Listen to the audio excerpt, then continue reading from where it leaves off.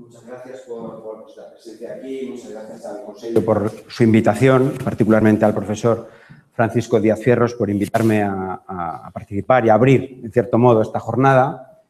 Y como bien ha dicho él, yo soy geólogo y la primera definición y la primera, digamos, explicación de lo que podría ser incluso el modo de acuñar la palabra nace del campo de las ciencias naturales. En este momento, como ahora mostraré, ha permeado otros campos del conocimiento y en este momento podemos decir que hay muchos antropocenos porque el concepto no está formalmente definido y por lo tanto hay distintos autores que sitúan el origen y las características de este posible tiempo geológico en diferentes momentos y lugares y una de las funciones que tiene el grupo de investigación sobre antropoceno, el grupo de trabajo sobre antropoceno, es justamente el de definir qué es el antropoceno, si tiene mérito o no como concepto, cuándo comenzaría, qué nivel jerárquico tiene dentro de la escala de los tiempos geológicos, cuáles son sus elementos caracterizantes, etcétera, etcétera, pero siempre desde el punto de vista geológico. Es decir, nuestras herramientas conceptuales son puramente geológicas, nuestro mandato es exclusivamente geológico, pero somos conscientes, sobre todo por el eco que tienen los medios de comunicación, y ahora mostraré en otras disciplinas científicas, sociales, etcétera, que el concepto sobrepasa a la geología, a las ciencias naturales y va más allá. Y eso, a mí como geólogo, me parece particularmente fascinante, porque normalmente, lo comentaba ayer hablando informalmente entre nosotros, no estamos acostumbrados a que eso ocurra. A excepción de los dinosaurios, el origen de la vida, las cosas que hacemos los geólogos normalmente no le importan a casi nadie, al menos, ya no digo en el campo de las ciencias, sino socialmente, no tenemos premio Nobel, no tenemos reconocimientos como otros campos científicos, y de repente encontrarnos con un tema que despierta la fascinación de la sociedad en general, a mí me parece particularmente importante.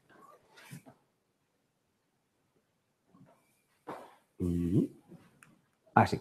Bueno, el título de la charla, el de Tiempo geológico, declaración política, que es un poco provocatorio, hace referencia a este número del año pasado de la revista GSA Today, que es el boletín interno de la Sociedad Geológica de Norteamérica, donde el anterior secretario de la Comisión Internacional de Estratigrafía, profesor Stan Finney, planteaba en un artículo esta pregunta, ¿no? La época antropoceno, si se trata de una decisión científica, el aceptarla o de una declaración política. Esta pregunta la voy a responder a lo largo de la charla, pero sobre todo a la parte final de la misma, y es una pregunta provocatoria y que tiene una trampa en su propia definición, y es justamente en este O.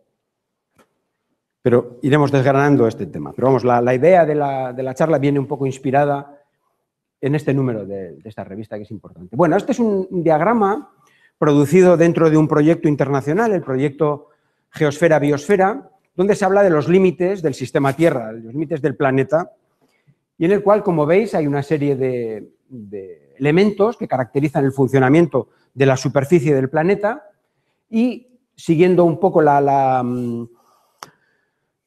los colores que se utilizan en un semáforo para indicar el verde, el ámbar y el rojo, pues vemos cómo nos encontramos en la situación actual con algunos de esos límites. Algunos de ellos desconocemos sus datos, por ejemplo, los productos nuevos. La química es muy activa a la hora de generar nuevos productos químicos que están entrando en el ambiente. Por ejemplo, la carga de aerosoles atmosféricos, veis que tampoco hay datos, pero en otros, digamos que nos podemos encontrar dentro de una zona de seguridad, por ejemplo, la destrucción del ozono estratosférico, porque se firmaron acuerdos internacionales para la prohibición de los elementos químicos que destruían la capa de ozono, pero en algunos de ellos, como veis, por ejemplo, en los flujos biogeoquímicos del nitrógeno y del fósforo, que en este momento somos capaces de sintetizar artificialmente nitrógeno e invadir nuestro medio con detergentes, con fertilizantes químicos, y estamos introduciendo cantidades exorbitantes de estos elementos químicos y transformando sus ciclos biogeoquímicos en la naturaleza y, por ejemplo, la tasa de extinción. Somos conscientes de que estamos eliminando especies con las que compartimos el planeta a una velocidad y con una tasa de extinción muy superior a lo que es la tasa normal de reemplazamiento de especies en nuestro planeta, y ya se habla de una sexta extinción. Bueno, estos son, digamos, el marco que el proyecto internacional Geosfera-Biosfera tenía en el año 2000, Paul Crutzen, premio Nobel de Química, si no recuerdo mal, era el chairman, el presidente de este proyecto en ese momento, y en una reunión en México, en el año 2000, acuñó, aparentemente de modo espontáneo, el concepto de antropoceno. Y él dijo, el Holoceno, que sería oficialmente el tiempo geológico en el que vivimos, habría terminado y esa gráfica que veíamos antes nos indicaría de que estamos en otro momento distinto en el cual la superficie terrestre se está comportando de modo diferente a como lo hacía hace cientos o miles de años. Y entonces publicaron, esta es la primera publicación donde se utiliza la palabra antropoceno, invitó a Eugene Stormer, que era un paleolimnólogo, que ya había utilizado la palabra, fue informado Crutzen de que esa palabra ya había sido acuñada por otra persona unos pocos años antes, pero que la utilizaba informalmente dentro de su grupo de investigación en una universidad norteamericana. Y entonces le invitó a que ambos firmaran esta primera publicación, la cual definían inicialmente el antropoceno como el tiempo en el cual los humanos estamos transformando los procesos que operan en la superficie terrestre. Bien, a partir de ahí, bueno, se desata el interés por el concepto y fijaos, este es un gráfico producido ayer mismo en la Web of Science, en el cual aparece desde el año 2000 la cantidad de publicaciones que tratan o que tienen en su título y en su contenido el antropoceno. Y veis que en este momento, a fecha de ayer, eran 2.136 publicaciones científicas. Y veis la cantidad de citas, y las citas multiplican, bueno, por 7 y por 10 las referencias a estos artículos. Es decir, hay un crecimiento exponencial del interés por el antropoceno, sea este lo que sea, ahora veremos. Pero está claro que ha permeado social y cultural y científicamente muchos campos, mucho más allá de las ciencias naturales y de la geología. La idea, evidentemente, no es nueva, es decir, no fue Crutzen en un momento de lucidez extrema cuando acuña algo que a nadie se le había ocurrido antes. No es cierto. De hecho, fijaos en las portadas de dos libros del siglo XIX, este de 1864, por parte de George Marsh. George Marsh era un naturalista norteamericano, fue en su momento embajador norteamericano en Italia, en Roma, y él ya en 1864 publica un libro titulado El hombre y la naturaleza, y dice la geografía física tal como ha sido modificada por la actividad humana. Es decir, había personas que ya en el siglo XIX se dieron cuenta de que los humanos tenemos una capacidad transformadora de la superficie del planeta enorme. Y él lo plasmó en este libro. Y un sacerdote, geólogo italiano, Antonio Stoppani, publicó una obra magna, que era su curso de geología, en 4 volúmenes, y en este segundo volumen, que se titulaba Geología estratigráfica, ya definía lo que él llamaba una era antropozoica, caracterizada justamente por el impacto de los humanos en el planeta. Por lo tanto, ya había precursores de esta idea, pero la diferencia está en que en el siglo XIX, primero, mucha gente no leía, no sabía leer ni escribir. Por otra parte, la divulgación y la distribución científica de los conocimientos era increíblemente limitada. Y esa semilla que ya estos autores, Marsh y Stoppani, habían lanzado, digamos, al campo, pues no germina porque el campo no está preparado para que esa semilla germine. Y el acierto de Crutzen fue acuñar el término en un momento en el que la sociedad y la comunidad científica estaba ya sensibilizada con el cambio ambiental. Llevábamos ya una serie de años con informes del panel intergubernamental del cambio climático, había infinidad de publicaciones de los años 50 y 60 que hablaban de la transformación ambiental del planeta, la famosa primavera silenciosa de Rachel Carson, etc. Y por lo tanto, digamos que la semilla germina en el momento adecuado, en el cual hay un sustrato, un humus, que permite que el concepto, a pesar de que no era novedoso, se expanda enormemente. De hecho, por ejemplo, fijaos, este es el año 2008, de nuevo, el boletín de la Sociedad Geológica de Norteamérica publica un número dedicado a responder a esta pregunta, si estábamos viviendo efectivamente en el antropoceno. E incluso, fijaos, este es del 2011, la revista The Economist, digamos la revista de referencia de economía capitalista, pues también nos recibe con este lema de bienvenidos al antropoceno y hace un análisis económico de lo que el antropoceno implica en el planeta, mucho más allá, evidentemente, de la geología.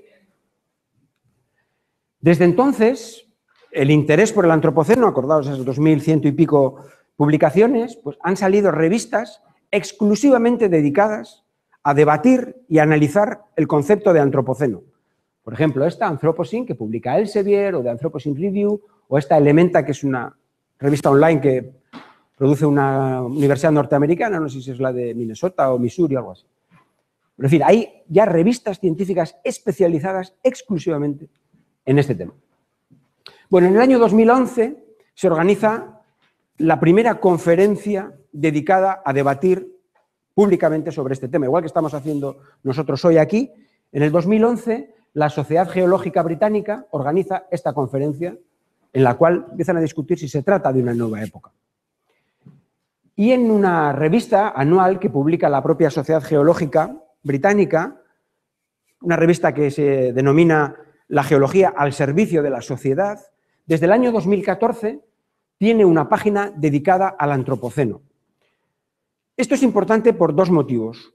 Uno, porque el antropoceno no es un tiempo formalmente aceptado todavía, y por lo tanto el que una revista y una sociedad geológica de este calibre dedique una página todos los años a debatir sobre este tema, creo que es importante. Y además, porque la Sociedad Geológica Británica no es cualquier sociedad geológica, es la sociedad geológica más antigua del mundo, nacida el año 1807, y por lo tanto es la que, en cierto modo, marca la pauta del resto de sociedades geológicas en el planeta.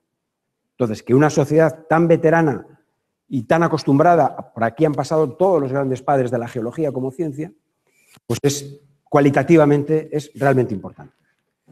Y desde el año 2009, la Comisión Internacional de Estratigrafía crea el grupo de trabajo sobre antropoceno, en el cual esta es una foto de nuestra última reunión en Oslo, en Noruega, donde estábamos preparando nuestras comunicaciones para el 35º Congreso Internacional de Geología que se celebró ese año, el año pasado, en Sudáfrica, donde presentamos una parte del informe que tenemos que elaborar. Es decir, el mandato y la razón de ser del grupo de trabajo sobre antropoceno es, como decía antes, en primer lugar, determinar si la idea de antropoceno tiene mérito geológicamente, y consideramos mayoritariamente que sí.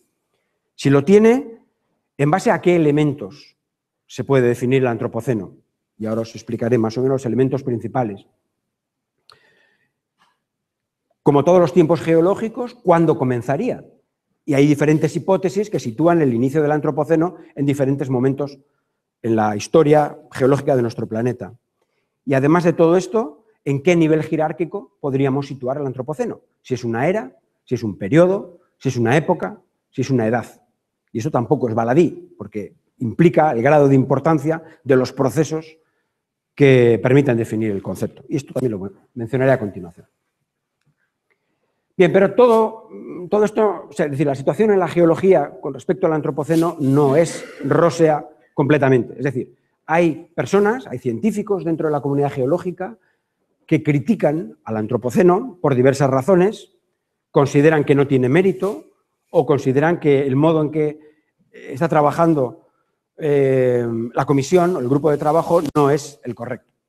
Y aquí he traído 3 ejemplos porque me parecen particularmente significativos. Por ejemplo, el primero de ellos, el más antiguo, es este en el cual los autores, que son 2 geólogos norteamericanos, se preguntan si el antropoceno es un tema de estratigrafía o de cultura pop. Claro, ¿qué es lo que trasluce cuando leéis el artículo? Es que ellos les llama mucho la atención lo que os comentaba antes, que el antropoceno despierta el interés social y de los medios de comunicación. Y cada vez que el grupo de trabajo realiza una publicación o hay una conferencia en las universidades para explicar el artículo o aparece una nueva idea, los medios de comunicación rápidamente se hacen eco, nos hacen entrevistas y se publican. Y eso es algo que a muchas personas en la geología les pone un poco nerviosos porque, insisto, no estamos acostumbrados a que eso ocurra. Somos una comunidad muy conservadora, no en el sentido político, que algunos también, pero sino en el sentido de que no movemos los cimientos de la geología como ciencia porque un día en un bar tengamos una idea genial, sino que todo tiene un proceso muy lento. Acordaos de que en geología la unidad de tiempo es el 1.000.000 de años, por lo tanto, en fin, funcionamos mucho más lentamente que los químicos o que los biólogos. Y entonces a algunas personas el hecho de que nuestras discusiones se amplifiquen en los medios de comunicación, pues lo tachan peyorativamente de cultura pop. Yo creo que es un error. De hecho, uno de los problemas que tenemos en geología es la poca visibilidad y el hecho de que muchos estudiantes no acuden a la universidad a interesarse por la geología porque no saben ni que se enseña geología en muchos sitios. Este autor, que es aún más sarcástico, se pregunta si el antropoceno es otra invención académica. Es decir, viene a decir en el artículo que muchos académicos y muchos científicos, sobre todo, bueno, estamos financiados básicamente por dinero público, pues él dice que, bueno, como no tenemos otra cosa que hacer, pues nos dedicamos a inventar cosas para llamar la atención y para que nos hagan caso. Creo que es injusto esta crítica, pero bueno, es interesante saber que está y que hay gente que realmente lo piensa. Y luego aparece el motu, el que ha dado lugar digamos, al título de esta charla, que está escrito por una persona importante en el mundo geológico, que es, como os decía, el antiguo secretario de la Comisión Internacional de Estratigrafía, y este año, en abril del 2007, esta es una publicación de acceso abierto, Newsletters of Stratigraphy, es una revista importante dentro de la estratigrafía, de la geología, y parte del grupo de Antropoceno respondemos, hacemos una síntesis de las diferentes críticas que hemos ido recibiendo, hay muchas otras, algunas que dicen que el Antropoceno comenzó hace miles de años, otros que dicen que es mejor definirlo en el futuro porque todavía no tenemos evidencias y procesos suficientes, otra gente que, bueno, considera que se tiene que llamar Plutoceno por el plutonio, otros Plasticoceno, en fin, hay muchas ideas. Entonces, lo que hacemos es, digamos, ordenarlas, agruparlas en líneas de pensamiento y responder desde nuestro punto de vista como comisión, como grupo de trabajo, a esas críticas. Y creo que ha sido un ejercicio muy interesante porque las críticas recibidas nos hacen plantearnos cuestiones que hasta ahora nosotros, que estamos inmersos en este tema, no nos hacíamos. Y entonces creo que el diálogo es muy interesante. Porque, insisto en esto, y algunas personas lo toman como tal, esto no es una religión, es un debate científico, como lo fue la tectónica de placas, la evolución y tantos otros. Entonces, mucha gente dice, yo no me lo creo, es que no se trata de creer, se trata de aportar evidencias a favor, en contra y de debatir. Y eso es lo que enriquece y al final, si llegamos a una formalización del concepto o a no aceptarlo geológicamente, el concepto no va a desaparecer, va a seguir siendo trabajado desde el punto de vista cultural y sociológico. Por lo tanto, creo que sería una oportunidad perdida para la geología no analizar este tema con nuestras herramientas. Bueno, hay algunos trabajos muy interesantes que intentan sintetizar justamente la idea geológica del antropoceno con el análisis económico, sociológico, etcétera, del tema. Y un libro muy lúcido del año 2011 es el de Ramón Fernández Durán, en el cual habla del antropoceno y lo inserta dentro de la expansión del capitalismo global que interfiere y choca con la biosfera. Es un libro pequeñito, pero realmente lúcido. Estos libros que no estamos acostumbrados digamos, en el pensamiento en la península, normalmente dejamos a los anglosajones que hagan este tipo de cosas. En este caso, Ramón Fernández Durán lo consigue con este trabajo. Otros autores, como estos dos sociólogos de la Universidad de Lund en Suecia, hacen una crítica al modo en que desde las ciencias naturales analizamos el antropoceno. Porque para ellos, nosotros siempre incidimos en que el antropoceno es el resultado de la actividad de la especie humana. Y ellos dicen, ojo, no es de la especie humana en su conjunto, sino que hay algunos humanos que tienen una mayor responsabilidad en el proceso.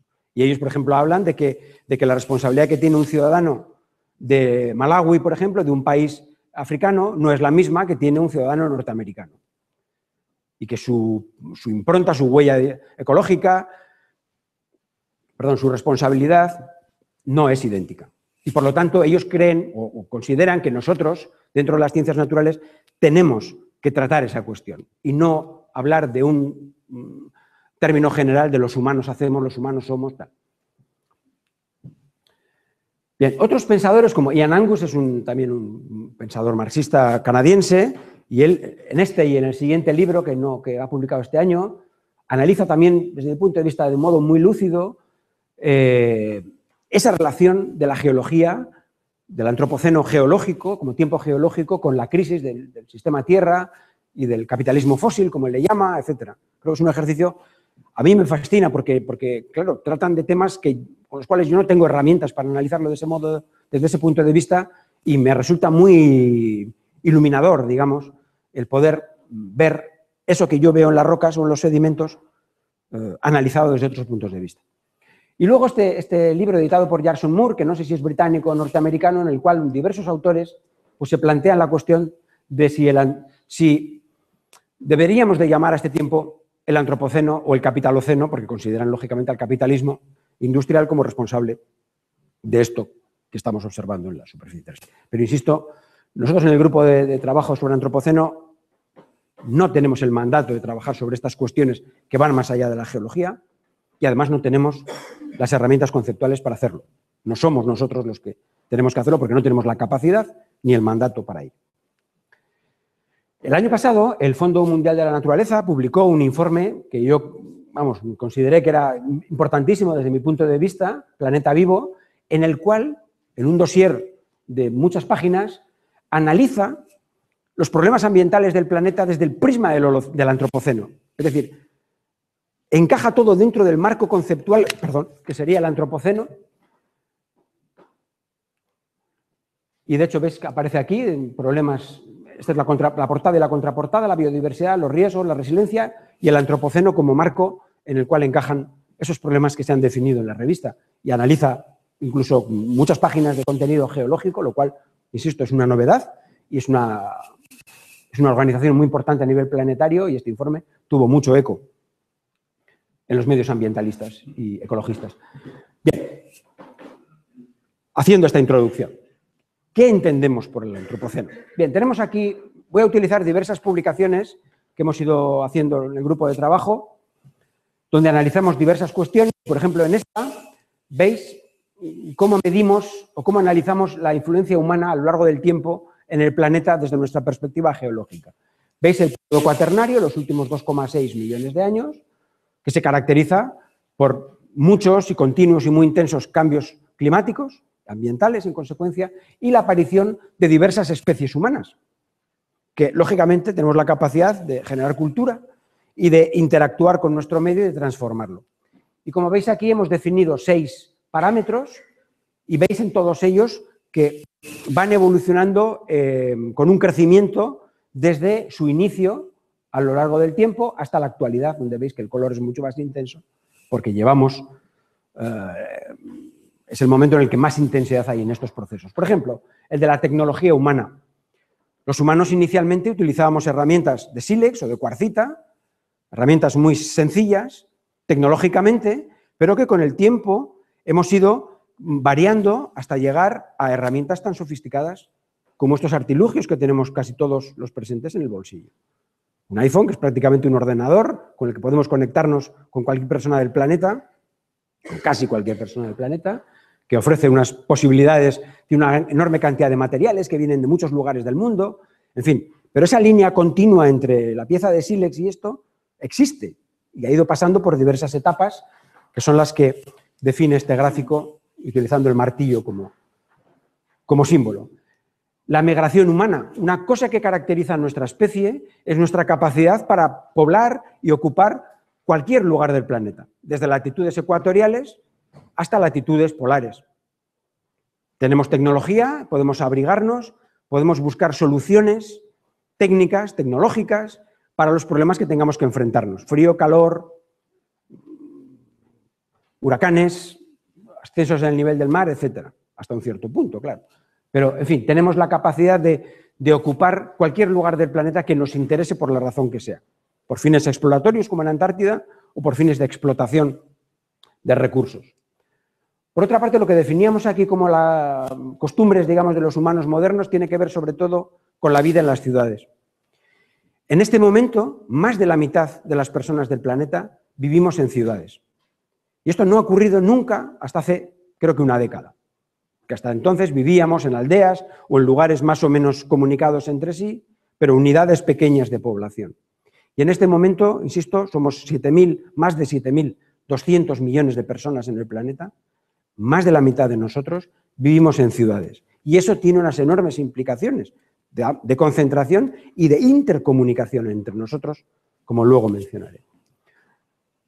En cuarto lugar, la limpieza la eliminación de bosques y la agricultura y la ganadería. A partir del Neolítico, en nuestra parte de la península, en torno a los 6.000 años, hemos ido transformando el paisaje porque teníamos unas necesidades que eran las de favorecer a nuestras especies domésticas, vacas, ovejas, cabras, cerdos, etcétera, etcétera, y de plantar aquellas especies vegetales que utilizábamos como alimento. Zanahorias, maíz, cualquier otra cosa. Y entonces lo que hacemos es modificar el paisaje para que nuestras especies domésticas, animales y vegetales, estén confortables y decidimos cuándo se reproducen las vacas o si aquí en este campo va a haber maíz o va a haber alfalfa o va a haber zanahorias este año o el próximo. Y para eso eliminamos la cobertura vegetal previa y eliminamos a los posibles depredadores, lobos, osos, etcétera, de las especies domésticas. Por lo tanto, desde hace 6.000 años nos dedicamos a transformar el paisaje en el que vivimos en función de nuestros intereses o de nuestras especies domésticas. Por otra parte, la industrialización, es decir, hoy en día somos capaces de producir objetos en miles de millones de unidades. Fijaos la cantidad de botellas de Coca-Cola que producimos, que se han producido desde la Segunda Guerra Mundial hasta esta parte. Fijaos la cantidad, y esto parece anecdótico y frívolo, pero fijaos la cantidad de muñecas Barbie que se han producido durante las últimas décadas. Estamos hablando de millones de unidades. Es posible que haya más muñecas Barbie producidas que algunos individuos de algunas especies del planeta. Y eso tiene implicaciones en el registro geológico, porque esos materiales van a ir a parar al registro geológico. Veremos cómo se conservan, qué impronta dejan en ese registro. Pero la industrialización es un proceso que tiene unas implicaciones geológicas en cuanto a los elementos que van a quedar ahí, lo que nosotros en algunas publicaciones denominamos los tecnofósiles, que son muy importantes y muy novedosas del Antropoceno. Y por último, el crecimiento de la población humana. Como os decía, somos en este momento más de 7.200 millones. Hemos crecido exponencialmente, luego mostraré una gráfica, en los últimos años, sobre todo desde la Segunda Guerra Mundial. Y además de ser muchos, tendemos a un nivel de consumo muy similar. Acordaos, hace unos pocos años, cuando íbamos a cualquier otro país, íbamos a los supermercados y traíamos a casa, pues no sé, una chocolatina o un alimento que nos resultaba muy llamativo porque lo desconocíamos y entonces llevábamos a la familia o a nuestras amistades como regalo. Hoy en día, al menos en Europa y en gran parte del mundo, llegamos a un supermercado y vemos los mismos productos, las mismas tiendas de ropa, las mismas tiendas de cualquier otra cosa en todo el planeta. Esa globalización, esa extensión planetaria de nuestros niveles y de los productos que consumimos es inaudito en nuestro planeta, esa globalidad y esa sincronicidad. Insistiré sobre ese tema. Fijaos cuando aparecen los medios de comunicación que aparece un nuevo teléfono móvil de Apple, por ejemplo. Yo no tengo Apple, pero para el caso es lo mismo. Cuando Apple saca un nuevo teléfono, el iPhone 10, uno de sus puntos fuertes de la propaganda es que, primero, se vende en todas las tiendas Apple de todo el mundo el mismo día. Y encima le hacen la ola al primer cliente que entra en la... Es un poco de locura cultural que tenemos alrededor de estos productos, ¿no? Y además, ese modelo de teléfono móvil desaparece el mismo día también en todas las tiendas del mundo. Se deja de vender simultáneamente, sincrónicamente en todo el planeta. Eso es algo que nosotros vemos en el registro geológico con los que denominamos fósiles bioindicadores. Normalmente suelen ser organismos microfósiles planctónicos, que su aparición repentina en el registro fósil nos indica un tiempo geológico y su desaparición repentina en el registro fósil nos marca el fin de ese tiempo geológico. Eso que en geología ocurre en cientos o miles de años, pero el registro geológico no tiene esa capacidad de resolución, nosotros lo vemos en una capa instantáneamente, hoy en día también se produce con estos posibles tecnofósiles del futuro. Se producen y se venden simultáneamente en el planeta y aparecen simultáneamente en todo el globo, en una tienda Apple de Santiago de Compostela, de Santiago de Chile, de Canadá o de cualquier otro país del mundo. Y eso también es inaudito en los procesos de producción de bienes de consumo en la sociedad humana. Bueno, pues estos son los elementos que caracterizan la narrativa del Antropoceno, y entonces con esos elementos diferentes autores han situado el inicio del Antropoceno en diferentes momentos. Hay muchas hipótesis, pero hay tres que, digamos, tienen más seguidores y que son más importantes conceptualmente por sus razonamientos, que son situar el Antropoceno en relación a la revolución industrial, a la revolución neolítica, en nuestro lado del planeta, en nuestro punto del planeta, hace 6.000 años aproximadamente, y en otros puntos antes e incluso después. Situar el inicio del Antropoceno relacionado con la revolución industrial capitalista, que tiene su origen en Gran Bretaña, como ahora veremos en una gráfica. Y por último, situar el inicio del Antropoceno relacionado con la gran aceleración, que es la otra palabra mágica o el otro concepto mágico que caracteriza esta reunión de hoy. Bueno, vamos a analizar por qué geológicamente dos de ellos no son admisibles, estoy hablando desde el punto de vista geológico, y el último, el de la gran aceleración, sí. Bueno, visto el esquema de otro modo, tenemos aquí toda la historia del planeta, que tiene casi 4.600 millones de años. Veis que la escala es día, año, decenas, centenas de años, decenas de miles, etc. Vemos que aparecemos los humanos, los homínidos, hace algo más de 1 millón de años, bastante más de 1 millón de años, y de repente empezamos a dejar una huella, porque los humanos, como todos los seres vivos del planeta, dejamos una huella. La nuestra es particularmente importante y vemos que cada uno de estos elementos que he marcado antes, la revolución neolítica, la industrial y la gran aceleración, podemos medirla, digamos, como un salto cualitativo en esa huella, y vemos que la revolución neolítica supone un paso pequeñito, la revolución industrial un paso más grande y la gran aceleración un enorme paso en nuestro modo de transformar el planeta. Bien, ¿por qué la revolución neolítica no puede ser utilizada como inicio del Antropoceno geológico? Porque la revolución neolítica, como veis, tiene diferentes focos de nacimiento como revolución cultural en diferentes lugares del planeta y no son sincrónicos. Veis, por ejemplo, que el que nos afecta a nosotros, que recorre el Mediterráneo hasta llegar a la península ibérica, nace aproximadamente hace 9.000, 10.000 años en Oriente Próximo. Pero de modo independiente, en la zona subsahariana, el neolítico se inventa hace 5.000 años. En China, de modo independiente, hace 9.000 y posteriormente en otra zona de China hace 5.000 años. En Sudamérica, en la zona de los Andes, hace 4.000 años. En la zona de Centroamérica hace también 4.000 años, pero de modo independiente. Entonces, como vemos con más detalle aquí, donde vemos cómo las sociedades neolíticas de agricultores y ganaderos se van desplazando por Europa y van moviéndose desde este foco de inicio hasta llegar a la península ibérica hace 5.000, 6.000 años, vemos que el neolítico no es sincrónico. Es decir, ese modo cultural, humano del neolítico aparece hace 10.000 años aquí y hace 5.000 años acá.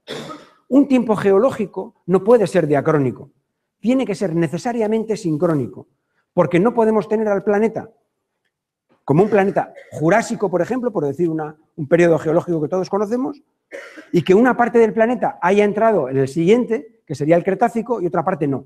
Nunca podemos tener al planeta en dos tiempos geológicos diferentes. O todo es jurásico o todo es Cretácico. Entonces, o todo es neolítico o no vale. Y el neolítico no es global y sincrónico, como veíamos antes, incluso a pequeña escala en nuestra zona del mundo en el que vivimos. Por lo tanto, esta diacronicidad y esta no globalidad del neolítico lo hace inaceptable como inicio del Antropoceno como tiempo geológico. Esta es una diacronicidad de miles de años. En el caso de la revolución industrial pasa lo mismo, aunque la escala sea aún menor. Estamos hablando ahora de siglos. ¿Veis cómo se distribuye la revolución industrial desde su origen en Gran Bretaña y cómo se va extendiendo como una mancha de aceite por Europa? Veis que al norte de la península ibérica llega en el último cuarto, segunda mitad del siglo XIX. En otras zonas del planeta, como India o China, se encuentran en plena revolución industrial. Y otras zonas del planeta podemos decir que no son incluso sociedades industriales. Por lo tanto, aquí también hay una diacronicidad y una no globalidad, a pesar de que esa diacronicidad es de orden menor que la que veíamos antes para el neolítico. Claro, uno puede decir, joder, es que estamos hablando de pocas decenas de años, pero es que en geología Claro, lo que tenemos que demostrar a la geología como ciencia es que no necesitamos inventarnos principios geológicos nuevos para definir el antropoceno como tiempo geológico. Es decir, no podemos exigir excepciones con el antropoceno, porque entonces nos desbaratan en la primera reunión en la que se discuta este tema.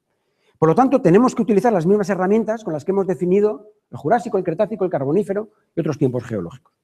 Pero claro, el desafío es mucho mayor, porque cuando tú estás trabajando con unos estratos en los cuales sabes, aunque el registro geológico no tiene esa resolución, que lo que estás viendo ahí ha ocurrido, aunque nosotros lo vemos en 1 milímetro, pero ha ocurrido en varios miles de años, pero nosotros lo vemos ya sincrónicamente en todo el planeta, porque digamos que la geología enmascara algunos de esos procesos.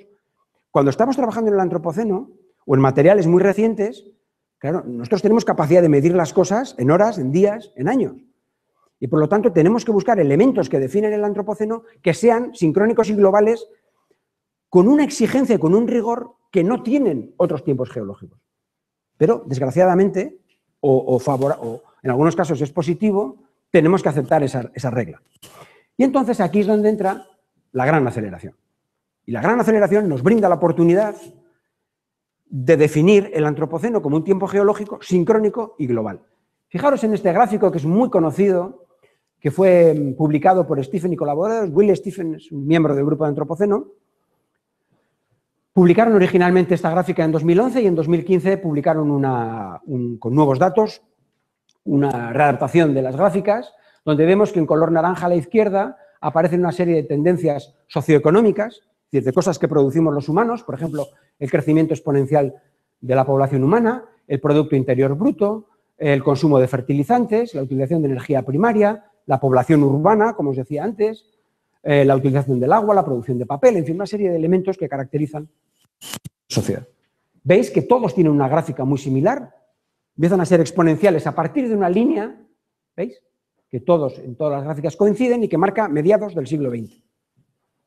Y vemos que qué respuesta dan algunos de los sistemas de nuestro planeta también en ese momento. Por ejemplo, fijaos, la presencia de dióxido de carbono en la atmósfera, veis que también se dispara a partir de la mitad del siglo XX, la presencia de óxido nitroso, la presencia de metano, la destrucción de ozono estratosférico, la superficie terrestre, la temperatura, la acidificación de los océanos, la captura de pescas marinas, la pérdida de bosques tropicales, etc. Y veis que tienen una morfología, esas gráficas, similar a la anterior. Y también se desarrollan exponencialmente a partir de la misma línea vertical que marca, grosso modo, mediados del siglo XX. ¿Qué pasa a mediados del siglo XX? Bueno, pues ellos, en el año 2011, en esta publicación, definen el impacto humano en el planeta con 3 variables, que son la población humana multiplicado por la riqueza y multiplicado por la tecnología. Y entonces dicen, si comparamos cómo era la situación de esos 3 parámetros, población humana medida en millones de habitantes, riqueza medido en dólares, en trillones de dólares, y la tecnología medido en el número de patentes, observamos que en el año 1900 estábamos aquí, principios del siglo XX, en el año 1950 estábamos aquí y en el año 2011 estamos acá. Fijaos el crecimiento increíble en esos 3 vectores.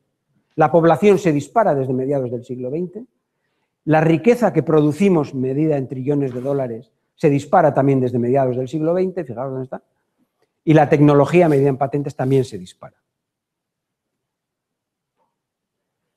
Y esto nos lleva, esta es otra publicación del año pasado, del grupo de trabajo que lideró en este caso también Will Stephen.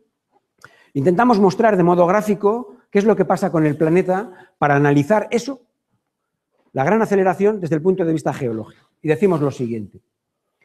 Nuestro planeta no es estático, nunca lo ha sido. Y por lo tanto, hay dentro de la época geológica en la que oficialmente vivimos, el Holoceno, hay una variabilidad. Es decir, la química de la atmósfera cambia entre unos límites, la temperatura del planeta cambia entre unos límites, las especies, la distribución, las corrientes, en fin, una serie de parámetros. Entonces, nuestro planeta, digamos que dentro del Holoceno, pues tiene esta variabilidad natural y se mueve de un lado a otro. A partir de la revolución neolítica y de la revolución industrial, los humanos introducimos, por ejemplo, metano en la atmósfera, introducimos dióxido de carbono en la atmósfera, empezamos a eliminar algunas especies y digamos que ponemos al planeta en una situación un poco distinta a la que denominamos natural, pero de modo gráfico digamos que nos encontraríamos dentro de la cuenca de atracción del Holoceno. Es decir, si los humanos nos hubiéramos extinguido hace 1000 años o 100 años, el planeta volvería a esta zona inferior de esa cuenca de atracción de modo natural. Lo que decimos es que a partir de mediados del siglo XX, la intensidad y la extensión global de nuestros procesos humanos afectando a la superficie del planeta han hecho que el planeta salga de esta cuenca de atracción holocena. Es decir, que estemos y vayamos en un camino en el cual nuestro planeta ya no es el mismo que caracteriza, que define al Holoceno como tiempo geológico. Esto no es una novedad en nuestro planeta. Fijaos la cantidad de veces que nuestro planeta ha ido cambiando. Este es el inicio de los tiempos geológicos, hace 4.600 millones de años, este sería el momento cero, y cada una de estas subdivisiones y de estos colorines que hay aquí son estados diferentes de nuestro planeta. Es el mismo planeta, pero ha ido cambiando en esos 4.600 millones de años.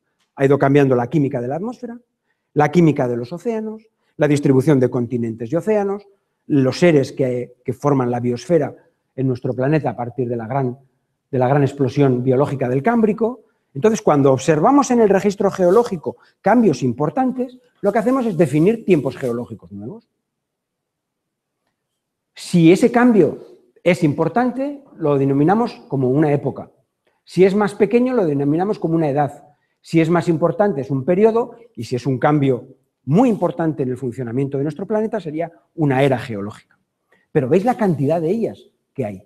Que nuestro planeta ha ido cambiando innumerables veces. Pero hay una novedad ahora, y es que la especie responsable de este nuevo cambio, de sacar a nuestra bolita del planeta y llevarla a otro sitio, es la especie Homo sapiens, que aparecimos en el planeta hace aproximadamente 200.000 años, que últimamente se han publicado algunos trabajos que sitúan el origen de nuestra especie hace 300.000, porque otras especies humanas desaparecieron. Y la diferencia es que ha habido otros grupos de organismos que cambiaron el planeta. Por ejemplo, las algas cianofíceas, aquí, en la gran oxidación, provocaron un cambio en la química de la atmósfera, enriquecieron la atmósfera con oxígeno y eso provocó una extinción de muchos organismos para los cuales el oxígeno era un veneno. Y dio posibilidades a que organismos que utilizamos el oxígeno para poder respirar, pues tuviéramos la posibilidad de desarrollarnos en el planeta. Otros antes que nosotros y otros posteriormente. La diferencia está en que nuestra especie es la única que produce cultura, la única que puede analizar el proceso, la única que puede hacerse preguntas sobre qué es lo que estamos haciendo, si estamos realmente cambiando el planeta, la única que es consciente de lo que está ocurriendo. Las algas cianofíceas no eran conscientes de ello. Funcionaban, tenían su propio metabolismo, emitían oxígeno como subproducto de su metabolismo y cambiaron la química del planeta. Pero nosotros podemos preguntarnos si esto va bien, si va mal, por qué lo estamos haciendo, plantearnos preguntas. Esa es la única diferencia. Pero no somos, digamos, en ese sentido, como especie, en cierto modo, diferentes a otras. Es decir, las especies en el planeta, si pueden, cambian su medio. Nosotros podemos interrogarnos sobre ello, esa es la diferencia. Bueno, ¿cuáles son los elementos que definen al Antropoceno como posible tiempo geológico? El más importante, el más ubicuo, el más global, el más sincrónico, son los isótopos radioactivos. Los isótopos radioactivos, concretamente no los naturales, sino los que se han producido artificialmente como consecuencia de las explosiones atómicas en la atmósfera. Aquí tenemos una foto que ilustra este proceso y esta es una fotografía del lugar donde se produjo la primera explosión atómica en la atmósfera, que fue el 16 de julio de 1945, cercano a mediados del siglo XX, en la bomba Trinity, en el desierto de Álamo Gordo en Nuevo México, que hoy es un lugar de peregrinaje, digamos, cultural, turístico en Estados Unidos. Esa fue la primera bomba atómica en la atmósfera y a partir de ahí siguieron casi 400. Las siguientes son muy conocidas, la de Hiroshima y la de Nagasaki, y a partir de ahí, ¿veis que están aquí? Y a partir de ahí, las superpotencias se dedicaron, entre otras cosas, a explotar experimentalmente bombas termonucleares, etcétera, en la atmósfera, hasta que a partir de 1963 fueron prohibidas por algunos acuerdos internacionales, hay unas pocas después, pero fundamentalmente después siguieron debajo de tierra, como hace ahora Corea del Norte, por ejemplo, se dice, o ha hecho Israel, aunque no lo admite, o Gran Bretaña, Francia, la Unión Soviética, Estados Unidos, India, Pakistán, bueno. Las que son subterráneas no liberan a la atmósfera estos isótopos radiactivos, pero estas 400 que están aquí pintadas en negro sí han liberado isótopos radiactivos, como el estroncio 90, que ahora veremos una gráfica, plutonio 239, si no me equivoco, cesio 137. Son isótopos o que eran escasos, terriblemente escasos en nuestro planeta, o que son nuevos, de nueva invención, como el cesio 137, que no existían en la naturaleza y que tienen la capacidad de distribuirse globalmente y sincrónicamente en la atmósfera y de la atmósfera pasar a la superficie terrestre. Fijaos, esta es la gráfica que ilustra los lugares donde se han producido explosiones atómicas de mayor intensidad cuando el circulito es más grueso y de menor intensidad cuando es más pequeñito, como este, por ejemplo, de los franceses en el desierto de Mali. Y esta es la gráfica que muestra la concentración de este isótopo radiactivo artificial, estroncio 90, en el planeta. Si os dais cuenta, el estroncio 90 aparece en todo el planeta. Está presente desde los polos sur y norte hasta el Ecuador, pero no está presente del mismo modo. Tiene 3 mínimos que son polo norte, Ecuador y polo sur. Y 2 máximos que son latitudes medias del hemisferio sur, y mala suerte para nosotros, latitudes medias del hemisferio norte, donde la concentración es máxima. ¿Por qué tenemos esa mala suerte, digamos así, de tener la máxima concentración de isótopos radioactivos artificiales? Porque si os dais cuenta, en la gráfica, la mayor parte de las explosiones termonucleares en la atmósfera se produjeron en el hemisferio norte. Y por lo tanto es donde ha habido una mayor concentración, aunque como veis, la circulación atmosférica ha hecho que esos radioisótopos se extiendan globalmente y ahora los podamos encontrar en cualquier sedimento, en un jardín y en el fondo oceánico más profundo o en la montaña más alta de nuestro planeta. Lo cual da una globalidad y una sincronicidad a este elemento que no tiene parangón con otros procesos, ni con los teléfonos móviles de Apple, ni con cualquier otro, por ahora. Y además es medible, es estudiable y nos marca muy claramente la segunda mitad del siglo XX hasta esta parte. Bien, otro aspecto importante a tener en cuenta en la definición del antropoceno tiene que ver con nuestra vida en las ciudades. Fijaos en esta imagen, que es una suma de fotografías, pensad en un momento que nuestro planeta podría estar de noche en su conjunto todo ello. ¿Veis todos esos puntitos de luz?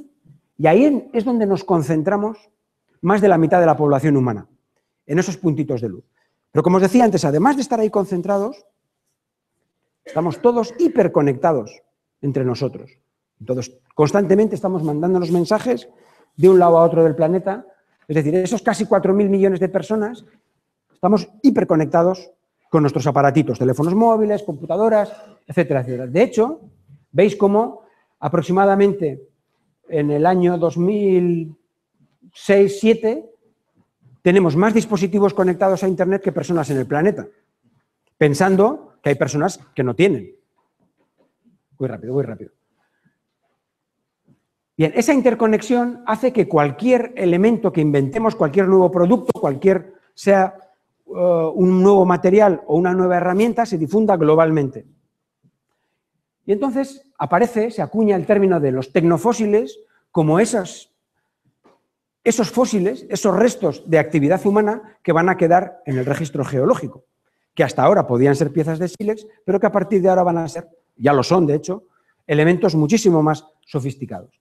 Por ejemplo, elementos que caracterizan al antropoceno a partir de mediados del siglo XX son, por ejemplo, el aluminio. Fijaos que la producción de aluminio se dispara desde mediados del siglo XX hasta la actualidad, el cemento o los plásticos. En este momento producimos 4 veces más peso de plástico que biomasa humana hay en el planeta cada año. Y ese plástico que ahora está de moda en los medios de comunicación porque el contaminante, desde el punto de vista geológico, no lo vemos como un elemento contaminante, sino como un elemento que va a entrar dentro del registro geológico, y ahora os mostraré unas fotografías de cómo se puede hacer geología con el plástico. Luego hay otras partículas como estas, que son las partículas carbonáceas esferoidales, que son producto de la mala combustión de hidrocarburos, que veis también que se disparan desde mediados del siglo XX, y en todos los continentes pues, aparecen estas partículas en el registro sedimentario. El plástico es uno de los grandes elementos. Veis esta gráfica en la cual aparece la concentración de plásticos, de microplásticos en los océanos. De nuevo, digamos que refleja lo mismo que veíamos con los radioisótopos, máxima concentración en latitudes medias y mínima en el Ecuador y en los polos, y tiene que ver con la circulación oceánica. Y estos puntitos son las megatoneladas de plástico que están disponibles para que vayan a acabar en el mar. Y veis, por ejemplo, que China tiene un puntito muy grueso, porque allí la recogida selectiva de plásticos es muy escasa, y a pesar de que Estados Unidos sigue siendo el mayor productor de plástico en el planeta, pues hay una recogida selectiva que impide que muchos de esos plásticos vayan al medio marino. Entonces, China, por ejemplo, es el principal contribuyente de plásticos en el planeta, pero veis que los demás no nos quedamos cortos tampoco. Bien, ¿qué ocurre? Que hay una estratigrafía de los plásticos. Los plásticos, tenemos muchos tipos de plásticos, desde el primero que se inventó hasta unos de los últimos, y vemos cómo la mayor parte de los plásticos se inventan a partir de mediados del siglo XX, y además podemos, cuando encontramos esos plásticos en el sedimento, podemos situar en el tiempo aproximadamente dónde nos encontraríamos, porque no inventamos este material que se distribuye globalmente, y fijaos, los vinilo para hacer los famosos LPs, el celuloide, el nylon, la formica, el velcro, las piezas de Lego, las botellas de PET para el agua, cosas que son parte de nuestra vida diaria. Y aquí tenemos una gráfica que ilustra el problema de la gran extinción, de la sexta extinción, perdón. El modo en que están desapareciendo diferentes grupos de organismos, los mamíferos, las aves, otros vertebrados, los peces, los anfibios, por encima del nivel, digamos, natural de sustitución de especies. Y veis que está muy disparada la tasa de extinción y por eso se habla de la famosa sexta extinción. Bueno, esto nos lleva a poder definir el antropoceno como una unidad del tiempo geológico, que nos encontraríamos dentro del periodo cuaternario, pero digamos que el Holoceno habría muerto, como decía Crutzen, en el año 2000, y tendríamos un nuevo tiempo geológico y tenemos que buscar un estratotipo, es decir, un lugar del planeta, en los sedimentos, que permita definir mundialmente ese estratotipo, y en eso estamos trabajando y tenemos una publicación en este momento que está en prensa sobre el tema. Para ir acabando rápidamente. Se nos critica desde la comunidad geológica, por ejemplo, fijaos, estas son las 5 últimas épocas que tenemos definidas en la tabla de los tiempos geológicos. El Antropoceno, si se llegara a aprobar, desde 1950 más o menos, el Holoceno, que duraría 11.000 años, el Pleistoceno, que duraría 2,6, el Plioceno, que duraría 3 millones y pico de años, o el Mioceno, que duraría 18. Y nos dicen los detractores, joder, es que lo que estáis haciendo es una perversión, porque cada vez las épocas duran menos. Con lo cual, la tabla de los tiempos geológicos es algo artificial, evidentemente. La tabla de los tiempos geológicos es, digamos, la mejor construcción geológica de nuestra especie. Es un modo en el cual ordenamos lo que ha ocurrido en nuestro planeta. Y, evidentemente, es una construcción artificial. Lo utilizamos con los criterios que tenemos en cada momento. La tabla de los tiempos geológicos hace 100 años no era igual a la actual. Y si la tuviéramos que construir ex novo ahora, sería distinta, porque nos basaríamos en otros elementos. Y el hecho de que cada vez duren menos las épocas tiene que ver con que los materiales más recientes están menos transformados geológicamente, tienen mayor calidad en su registro, vemos más cosas dentro de ellos y, por lo tanto, podemos distinguir divisiones mucho más finas que lo que hacíamos hasta ahora. Por lo tanto, es verdad que es una construcción artificial, nos sirve para comunicarnos en geología, para entender de lo que estamos hablando en geología y, por lo tanto, no es nada extraño que cada vez duren menos las épocas. Bien, fotografías. ¿Qué es y qué no es antropoceno? Este es un depósito, un conchero, es decir, un depósito, un basurero de moluscos producido por los humanos. Este es un conchero asturiense, en Asturias, en el Mazo, tiene entre 8.000 y 6.700 años, un conchero mesolítico. Es una capa geológica humana, producida por los humanos, pero no es antropoceno. Porque antropoceno no es antrópico. ¿De acuerdo? Todo lo que ocurre en nuestro planeta desde que definamos el inicio del antropoceno como un proceso global. Todo lo que hayamos hecho los humanos hasta ese momento sería antrópico, pero no necesariamente antropoceno. Esto no es antropoceno.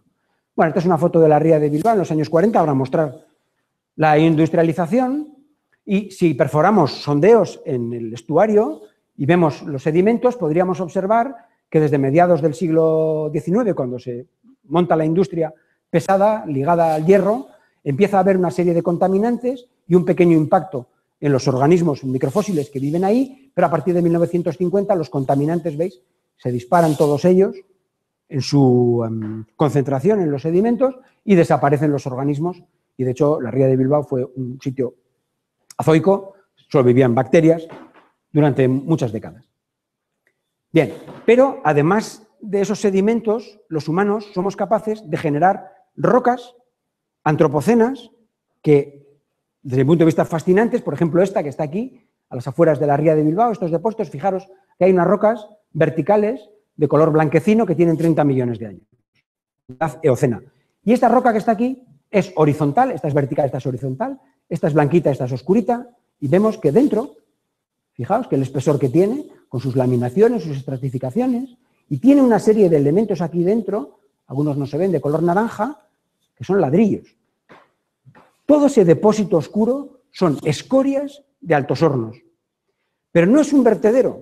Es decir, Altos Hornos no tiró ahí, no tiró aquí sus residuos, los tiró en mar abierto, en un lugar donde se deshacía de las escorias de fundición durante más de 80 años, desde 1904, si no me equivoco, hasta los años 80. Sino que los tiró en mar abierto y las corrientes, las mareas, el oleaje, fueron cogiendo su material y formando un depósito que es este. Este depósito es natural. Es un depósito de beach rock, de playa cementada, natural. Lo que no es natural son los elementos con los que está construido. Por lo tanto, es geología natural, pero construida con elementos humanos. Fijaos, los ladrillos, los plásticos que aparecen ahí, ves que los ladrillos están firmados.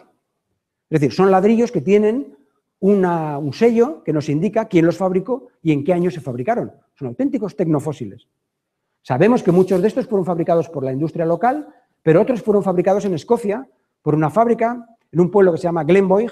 Como los británicos son muy ordenados, sabemos la edad de fabricación de este ladrillo que se llama W2, o de este que se llama 68-2, o de este que pone aquí Glenboig, o de este que tiene un triángulo. Pero fijaros en esta. Aquí tenemos otra roca cementada. Fijaos, tenemos corcho blanco metido ya como un elemento de la roca. Fijaos este plástico, este otro.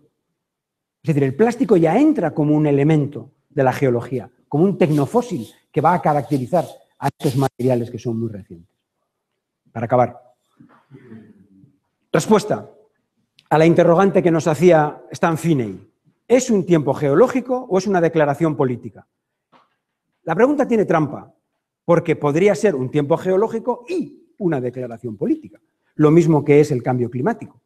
Hoy en día hay evidencias, y no hay nadie, muy pocas personas, que cuestionen que el cambio climático es una realidad científica, pero a la vez tiene unas connotaciones políticas, nos interroga sobre lo que estamos haciendo en el planeta. Por lo tanto, son dos cosas que son complementarias, no excluyentes una de otra.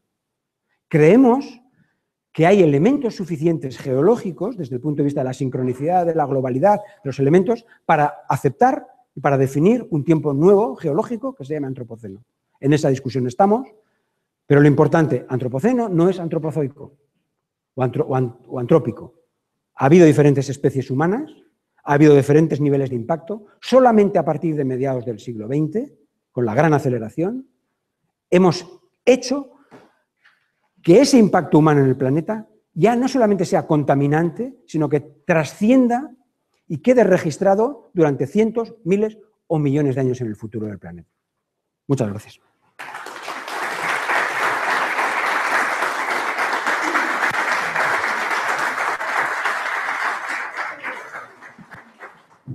Bueno, aínda que, como sempre, vamos mal de tempo, vamos a, por lo menos, 7 minutos, 8 minutos, hasta as 11:15, abrir un coloquio sobre toda esta interesantísima conferencia magnífica que nos deu Cerreta. Por lo tanto, ábrese o coloquio.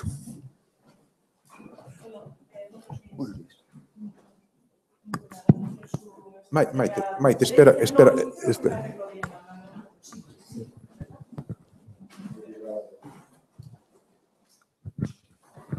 Nada, agradecer su conferencia tan interesante. Quería hacer dos comentarios, uno referido al propio nombre del antropoceno, ¿no? Por lo que he podido leer, cenos viene del griego kainos, que significaría nuevo, y por lo tanto las diferentes épocas del terciario y luego ya el holoceno o el cuaternario irían haciendo referencia a la mayor novedad de esas sucesivas épocas. Por lo tanto, antropoceno literalmente querría decir el hombre nuevo. ¿Ese es el nombre más adecuado o simplemente le hemos añadido antropos por delante de los otros prefijos y es lo más correcto? Bueno, en la denominación de los tiempos geológicos tenemos para todos los gustos. Hemos visto que tenemos muchas decenas de nombres. Hay algunas, a lo mejor aquí, hay algunos tiempos geológicos que reciben su nombre, por ejemplo, por una tribu, por ejemplo, Cámbrico o Silúrico, hacen referencia a unas tribus que habitaban en Gales, etc. No tiene ninguna relación el nombre de Cámbrico o Silúrico con algo geológico, sino con la presencia de unas tribus que habitaban en los lugares donde se definió ese tiempo geológico. Carbonífero viene de la presencia de depósitos de carbón. Lo que sí es preceptivo es que todas las épocas acaben en ceno. Por ejemplo, las últimas tenemos el Holoceno, anteriormente el Pleistoceno, el Mioceno, etc. Entonces, el ceno es una terminación característica de esa jerarquía en los tiempos geológicos que define las épocas. Pero el nombre suele derivar de lo que se le ha ocurrido a la persona que definió ese tiempo. Entonces, puede ser, pues eso, carbonífero, en el caso de un periodo, o cámbrico, o lo que fuere. En el caso del antropoceno, haría referencia a los humanos, pero una norma que tenemos en geología es que el primero que llega es el primero que se sirve. Es decir, la persona que inventa un nombre tiene prioridad con respecto a otros que incluso pudieran llegar a ser más correctos por el análisis que se hace. Por ejemplo, hablamos de capitaloceno, plasticoceno, plutoceno, han salido una serie de nombres, ¿no? Pero ninguno de ellos tendría prioridad con respecto al antropoceno, que es el primero que se acuñó. Por lo tanto, a no ser que alguien demuestre que es completamente incorrecto y que no es adecuado, es el que va a primar. Porque se acuñó antes, porque refleja bastante bien los procesos que estábamos describiendo y, por lo tanto, tiene prioridad sistemática. Mi segundo comentario se refiere a si realmente estamos capacitados nosotros, coetáneos de este inicio del antropoceno, para valorarlo. Es decir, sabemos que disponemos de numerosas evidencias o marcadores estratigráficos, lo suponemos que permanecerán a futuro y que geólogos del futuro podrán valorarlo así, pero realmente la importancia de esos cambios, a mí me asusta pensar que no solo me separa de mi madre una generación, sino una época geológica, ¿no? ¿Estamos capacitados para valorarlo? Sí, pero muy interesante la pregunta, pero tenemos que pensar una cosa, que el tiempo en el que vivimos con esos procesos, que evidentemente son evidencias científicas, se llamen antropoceno o se sigue llamando holoceno, no cambian. Es decir, la sustancia de los procesos no va a cambiar. Si la llamamos antropoceno, muy bien. Si la seguimos llamando holoceno, también. Es decir, el que se llame de un modo o de otro no cambia lo que hemos visto ahí y otras muchas cosas. Se me ha ido la pregunta, pero... este debate sobre si ahora es el momento adecuado para definir el antropoceno o no es muy interesante e ideológicamente tiene unas implicaciones también, desde mi punto de vista, fascinantes porque no ocurre con ningún otro tiempo geológico. Es decir, nosotros queremos en el grupo de trabajo que ya tenemos evidencias suficientes para poder definir una época. Si esas evidencias, y de hecho todas las gráficas, no hay ninguna de esas gráficas que caiga, que de repente su crecimiento exponencial se detenga y cambie de ruta. Si eso fuera así, es decir, si fueran creciendo, pues igual en vez de ser de una época, dentro de 200 años o 300, todavía los humanos estamos aquí, pues puede ser reclasificada como un periodo. Si la cantidad de evidencias y los procesos a los que estamos dando lugar suponen un cambio todavía más radical del que se está produciendo en el planeta. Pero detrás de muchas de estas discusiones hay una componente ideológica que es muy interesante. Insisto que a mí me fascina porque en geología no estamos acostumbrados a analizar esto. Hay algunos grupos de pensamiento, think tanks, como le llaman en el mundo anglosajón, que analizan justamente el antropoceno en este sentido. Son normalmente think tanks de derechas e intentan incidir en esta cuestión para descargar nuestra responsabilidad. Por ejemplo, ellos dicen, no, el antropoceno se inicia en el Neolítico hace miles de años. En realidad nosotros no tenemos ninguna responsabilidad, la tienen nuestros antepasados de hace miles de años que empezaron este proceso. Nosotros somos meros continuadores de aquel proceso. Y eso nos descargaría de esa responsabilidad de lo que ha ido ocurriendo desde mediados del siglo XX. Otros dicen, con el mismo argumentario, dicen, no, ahora no tenemos evidencias suficientes, vamos a esperar 200, 300, 400 años, cuando nuevas generaciones de geólogos en el futuro puedan definir con unas evidencias más claras este proceso. De nuevo nos descarga de esa responsabilidad y pone el fardo en las generaciones futuras. Ellos son los que decidirán.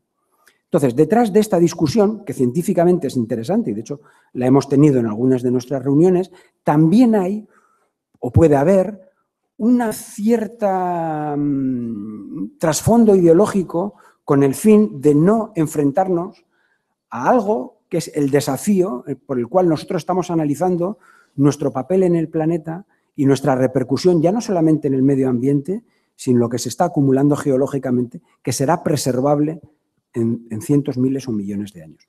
Entonces, la pregunta es increíblemente pertinente, pero es una discusión muy compleja porque además de evidencias científicas interviene muchas veces la ideología de las personas, como en todos los procesos científicos, de lo que se está discutiendo. Nosotros hemos planteado esta cuestión y hemos llegado a la conclusión, como grupo de trabajo, que tenemos ya la cantidad de evidencias suficientes y los procesos, que además de geológicamente los podemos medir con nuestros registros instrumentales, de que ya hemos pasado los umbrales del Holoceno y estamos en otra cosa.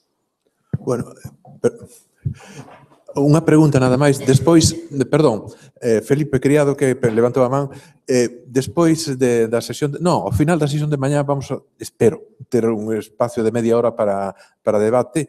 Nese debate se vai a poder falar da mesa redonda, pero tamén da intervención de Cerreta. Por lo tanto, vou ser un pouco estricto porque senón se nos vai pola borda toda a cuestión horaria. Felipe. Sí, é unha pregunta moi sinxela, de feito. Bueno, muchas gracias pola presentación, porque foi moi clara e clarificadora. Daría para hablar e comentar muchísimas cosas, pero en este momento, y en gran medida precisamente por el tiempo, solo tengo una pregunta muy concretita. ¿El Working Group del Antropoceno es interdisciplinar? Sí. Es un grupo, normalmente la Comisión Internacional de Estratigrafía, nosotros tenemos una jerarquía de instituciones dentro de la ciencia geológica. Y nuestro mandato, como grupo de trabajo, es emitir un informe que tiene que ser aprobado sucesivamente por cada uno de los elementos de esa jerarquía. El primero de ellos es la subcomisión del cuaternario. Nosotros, cuando elaboremos el informe final, lo someteremos a la discusión de la subcomisión del cuaternario. Ellos dirán sí, no, tenéis que cambiar o estudiar más algunos aspectos. Y vuelve de nuevo al grupo, elabora, pasa ese primer filtro y pasa al siguiente, que es la Comisión Internacional de Estratigrafía, que puede decir sí, no, tenéis que trabajar más. Y si esos dos estamentos dicen que sí, finalmente tiene que ser ratificado por la Unión Internacional de Ciencias Geológicas, que es quien elabora la tabla de los tiempos geológicos. Bien, con cualquiera de esos cuadraditos de color que hemos visto ahí, ha habido un grupo de trabajo que durante decenas, y me atrevería a decir centenas de años, ha ido definiendo los tiempos geológicos. Digo centenas de años porque la última definición del cuaternario es del año 2009. Ya existía el cuaternario antes, pero estaba definido en 1,8 millones de años y ahora son 2,6. Es decir, que somos conservadores, pero también cambiamos cosas cuando la cantidad de información es suficiente. Bien, todos los grupos que han ido definiendo cada uno de los tiempos geológicos estaban formados exclusivamente por personas que se dedican a la geología, geólogos y geólogas que se dedican exclusivamente a la ciencia de la cual yo provengo. El grupo de Antropoceno es una excepción en esto. Y ahí fueron muy hábiles las dos primeras personas que engendraron el núcleo fundacional, que fueron elegidas por la Comisión Internacional de Estratigrafía para trabajar en esto, que son el presidente, Salasiewicz, y el secretario, que es Colin Waters. Ellos, en función de las muestras de interés que fueron recibiendo de personas, incluida la mía, de personas que hemos ido trabajando sobre estos temas, aunque no teníamos el marco conceptual del antropoceno, sino que trabajamos en impacto humano, etcétera. Ellos fueron seleccionando por los que trabajábamos en medio marino, los que trabajaban en otros temas. Y, por ejemplo, tenemos una persona que es abogado, que es un croata que vive en Noruega, tenemos geógrafos, tenemos un biólogo, tenemos químicos, etcétera. Y esto es algo heterodoxo, digamos, en los grupos. ¿Pero por qué? Porque, lógicamente, estamos trabajando del tiempo actual, es decir, de la geología que se está haciendo, que está fabricando en nuestro planeta en este momento. Y las herramientas y la visión y la información que esas personas aportan al grupo complementa muy bien lo que nosotros vemos en el registro geológico. Nos permite interpretar mucho mejor lo que vemos en el registro geológico. Los registros instrumentales, por ejemplo, la cantidad de sedimento que transportan los ríos, que queda atrapado en las presas, etcétera, etcétera. Esa visión, que todavía no ha construido geología, pero que está haciéndola, nos permite definir con mayor, no sé cómo decirlo en español, con mayor completeza el antropoceno. Ese es uno de los elementos que también se nos ha criticado, que somos heterogéneos, heterodoxos, etc. Pero es que el tiempo, el antropoceno exige que eso sea así. Necesitamos más herramientas. Por ejemplo, se nos ha dicho que el antropoceno ha seguido el curso contrario al de otros tiempos geológicos, donde primero tenemos la roca y después, digamos así, definimos o nos inventamos el tiempo geológico. Ellos dicen, es que vosotros lo habéis hecho al revés. Primero os habéis inventado un nuevo tiempo geológico y después habéis buscado las rocas que lo demuestren. Pero ese es un signo de lo que ocurre en este momento. Nunca como hasta ahora hemos tenido tantos registros instrumentales con los cuales podemos medir en tiempo real la cantidad de CO2 que hay en la atmósfera, la acidificación de los océanos, la cantidad de sedimento que transportan los ríos, etc. ¿Por qué vamos a despreciar esa información? Es geología en acción, por decirlo así, es geología que se está formando. Por lo tanto, toda esa información del transporte sedimentario, etc., la tenemos a nuestra disposición. ¿Por qué no vamos a utilizar el registro instrumental? El registro histórico. Si vemos que hay cadmio en un sedimento, podemos ver el registro histórico cuándo, o qué empresa, o qué proceso productivo es responsable de que el cadmio esté ahí. ¿Por qué vamos a despreciar esa información? Sería absurdo. Entonces, necesitamos de mucha más variabilidad de herramientas para definir el antropoceno. Yo creo que es positivo, creo que enriquece a la geología. No va en detrimento de la geología, como algunos piensan. Pero bueno, es mi o nuestra visión como grupo. Bueno, moitísimas grazas. Bueno, imos ter agora, perdonade, un cuarto de hora de descanso en vez da media hora que teñamos prevista. Se pode tomar un café moi express. E agora tamén todos os que vayan a intervir na mesa redonda é o momento para introducir os PowerPoints que se teñan, non? Muchas gracias.